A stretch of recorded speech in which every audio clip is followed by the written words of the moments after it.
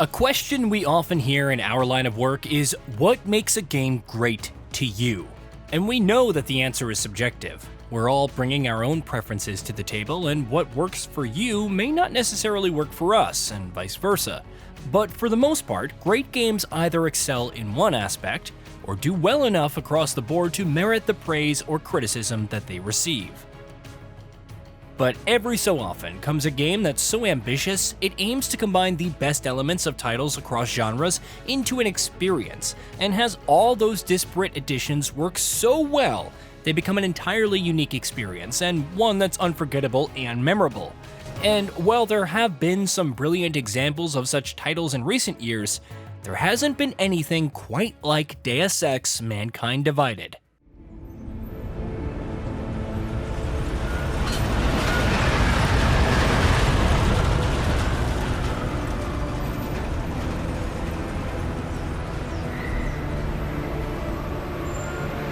Miller, it's Jensen. Just getting off the train now. Copy that. We'll debrief when you get in. You coming straight to the office? Unless there's a problem at a checkpoint. Your papers should be in order. Just keep your head down. Miller out.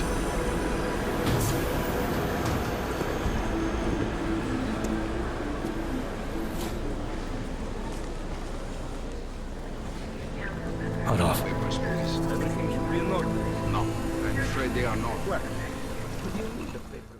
But why not?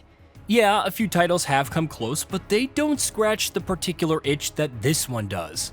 So join us as we take a look into what makes a game whose title hides the brilliant cohesion of its many systems that make it a memorable romp through a dystopian cyberpunk-inspired world in which man and machine are increasingly becoming synonyms. It was going to be a challenge to top the cliffhanger that Human Revolution set up, and Mankind Divided doesn't even try to.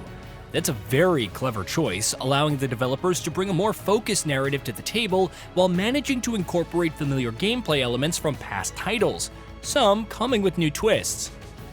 But let's focus on the story for now. With the augmented beings driven to extreme violence at the end of the previous installment, Mankind Divided cleverly speeds up the clock a bit, allowing the dust to settle on those events and presenting the aftermath as a narrative vehicle for them to tackle some complex themes. The result is a gritty, sometimes dark narrative in which returning protagonist Adam Jensen has received some handy new augmentations and is ready for another adventure, in which the stakes are quite high, involving the fates of all augmented beings. This is a clever move, although it takes a while for it to become evident in the game's story. Its placement ensures that the stakes are immediately raised, working well with the game's branching narrative to ensure that all of your past decisions now come into play, shaping the impact your actions have on the game's world for better or worse. It's a choice-based narrative that's quite good, and perhaps even on par with the one in The Witcher 3: The Wild Hunt, a title that has quite a few possibilities in its story based on your decisions as Geralt. You've obviously landed on your feet, though. Unlike a lot of other people. I've been lucky. I almost died in Panchaea waiting for the rescue teams to dig me out. Jensen has a similar impact as a protagonist, and the story often had narrative branches that could have you smiling with relief for having chosen the right decision according to your personal canon, or even going so far as to restart a playthrough if the consequences of your actions were just too much for you to handle.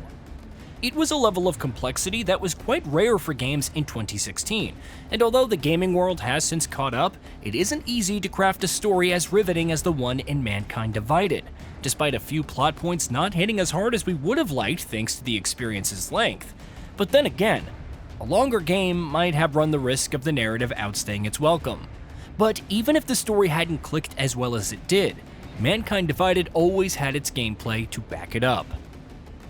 The very first improvement over its predecessor that quickly became evident was Mankind Divided's refinement of the franchise's stealth mechanics, with the option for sneaking up on enemies for either lethal or non-lethal takedowns, hiding their bodies to prevent your cover being blown, cover-to-cover movement, and hacking. Jensen had a stealth toolkit that could rival even the best in the stealth business. These additions made Mankind Divided all the more conducive to a subtle, silent approach than previous titles in the Deus Ex franchise, and perhaps even other games thanks to how well implemented the mechanics are. It's also a good idea to talk about level designs at this point, and how they tie in the idea of branching possibilities from the story into the gameplay. There are always multiple ways to approach a problem in the game, with those solutions often relying on specific augments that you're likely to have if you're leaning towards specific playstyles. That automatically means that you're not punished for choosing a specific character archetype, something that other RPGs don't get right on many occasions. Yes, your hacking skills may not be up to the task of disabling that pesky security system, but if your set of augments is good enough, you could always tear it off the wall if you wish.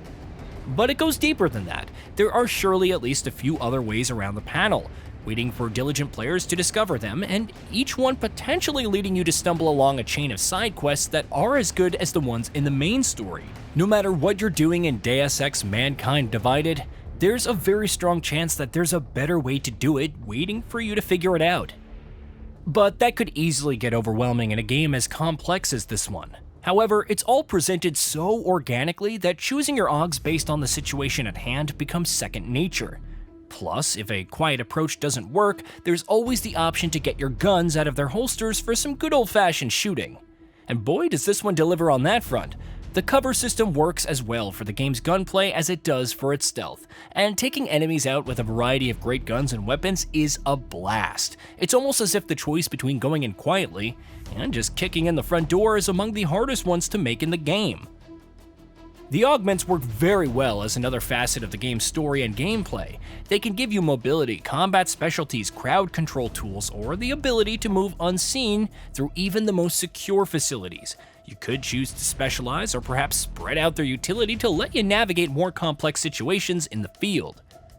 Prague and its districts serve as interesting locations to explore, with the open world sections feeling just about large enough for them not to become repetitive. It's yet another part of the game that fits very well with the others to make it a cohesive whole that comes together to present an experience that's both unique and entertaining. But you may argue that there are a ton of other games that are well put together and present an experience that's perhaps almost as good as the one in Mankind Divided, so what sets it apart?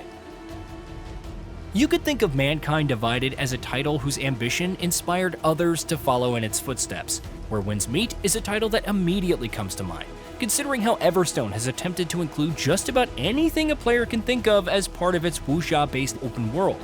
Yeah, it does have solid stealth mechanics, its combat is quite exciting too, and the story isn't too bad. However, it's a different game altogether, with a completely different goal in mind. But it's built for longevity through constant additions and not as an experience that can remain memorable despite being comparatively shorter. For all their ambitious similarities, Where Winds Meet and Mankind Divided are very different experiences, and as such are not really comparable.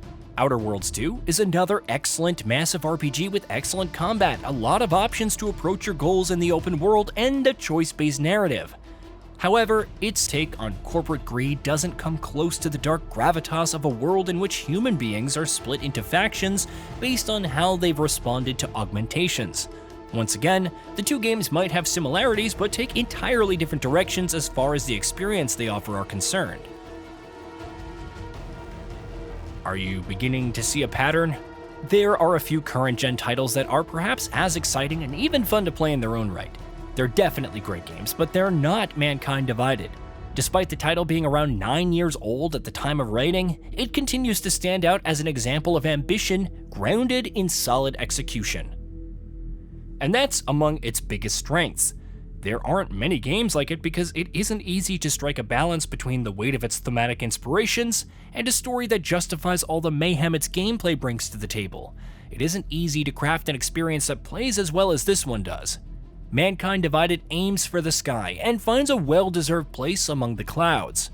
With many years of great games like it behind us, and many more to come, we hope that we get to see another title that makes us fall in love as much as this one has. Hey, did you know that we at GamingBolt upload new videos every day? Stick around, drop a like, subscribe, and hit that bell. And let us know what kind of content you'd like to see in the future with a comment below.